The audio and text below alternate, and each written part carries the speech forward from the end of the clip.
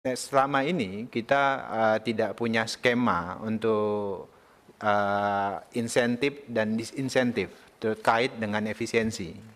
Nah, kami berharap ada pembahasan secara khusus, terutama nanti di Undang-Undang Keuangan Haji.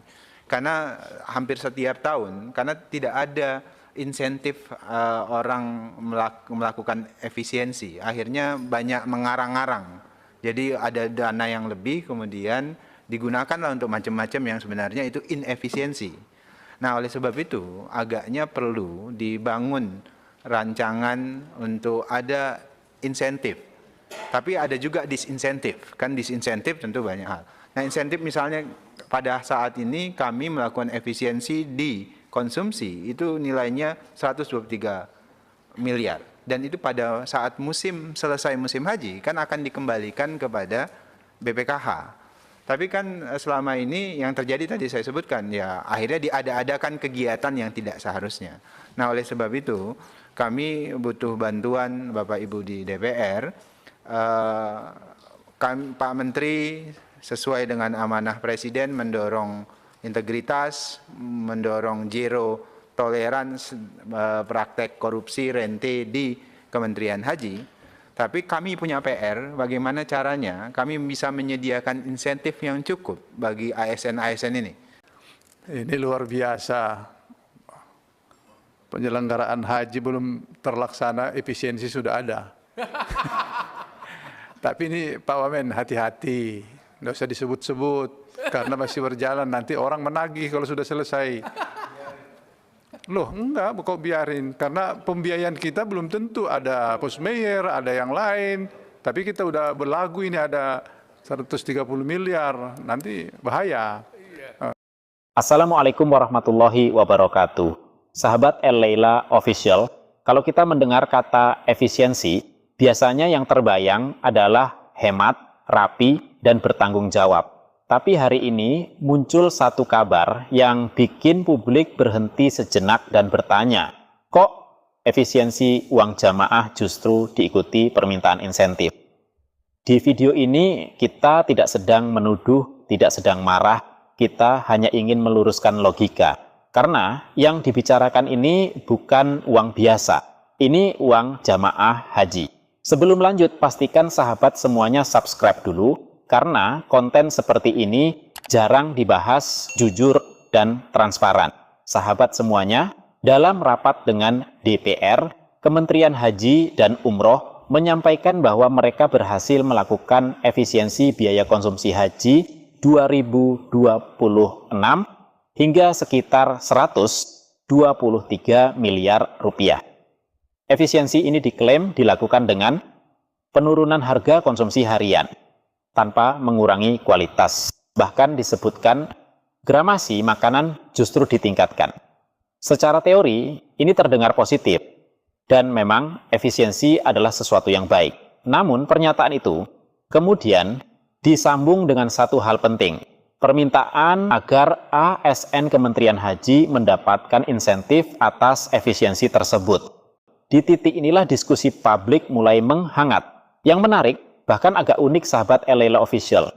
Kita sedang bicara efisiensi untuk haji 2026, padahal penyelenggaraan hajinya sendiri belum dimulai.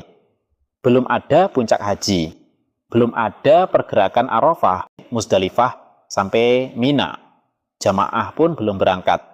Artinya, efisiensi ini masih berada di atas kertas, masih berupa perencanaan, belum diuji oleh realita lapangan.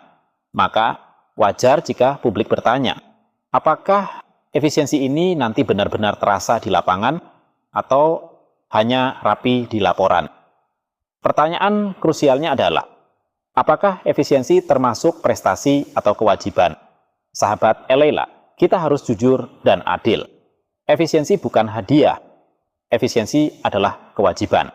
Terlebih lagi, dana yang dikelola adalah dana jamaah, dana ibadah. Dana yang dikumpulkan jamaah selama puluhan tahun menunggu antrean. Kalau efisiensi hari ini diperlakukan sebagai prestasi luar biasa, maka pertanyaan logisnya adalah, selama ini kenapa tidak efisien? Apa yang terjadi dengan biaya sebelumnya? Ini bukan tuduhan, Ini pertanyaan nalar publik. ASN dibayar oleh negara untuk bekerja efisien, bukan untuk baru bekerja rapi jika ada insentif. Sahabat semua, klaim bahwa harga turun, tapi kualitas tidak turun, bahkan gramasi naik. Tentu patut diapresiasi jika benar-benar terjadi di lapangan. Namun, pengalaman haji 2025 mengajarkan kita satu hal penting. Laporan bisa bagus, realitas bisa berbeda. Maka pertanyaannya sederhana, siapa yang mengaudit klaim ini secara independen? Apakah jamaah dilibatkan dalam evaluasi? Apakah datanya terbuka dan bisa diakses publik? Karena dalam urusan haji, transparansi lebih penting daripada klaim sepihak. Nah, sekarang kita masuk ke inti persoalan. Permintaan insentif disampaikan dengan alasan agar dana efisiensi tidak digunakan untuk program yang tidak relevan. Kalimat ini terdengar niatnya baik, namun logikanya bermasalah.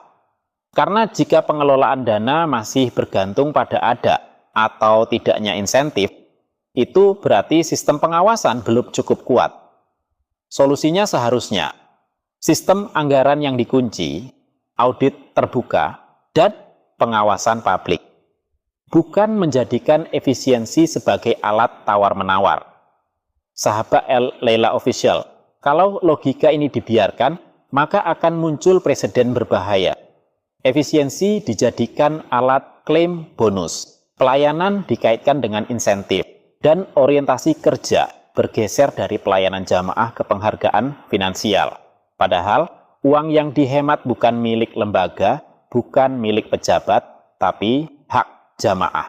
Pelayanan haji adalah amanah, bukan proyek hadiah.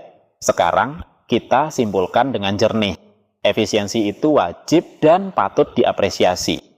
Efisiensi bukan dasar otomatis untuk meminta insentif.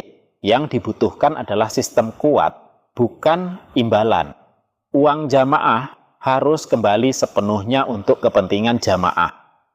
Kritik ini bukan untuk menjatuhkan, tapi agar tata kelola haji Indonesia benar-benar sehat dan bermartabat. Sahabat Leila Official, kalau menurut sahabat semua logika ini memang perlu diluruskan, tuliskan pendapat sahabat semuanya di kolom komentar. Jangan lupa like, subscribe, dan share video ini. Agar pengelolaan haji tidak hanya rapi di atas kertas, tapi benar-benar terasa adil di lapangan. Sampai jumpa di video selanjutnya. Wassalamualaikum warahmatullahi wabarakatuh.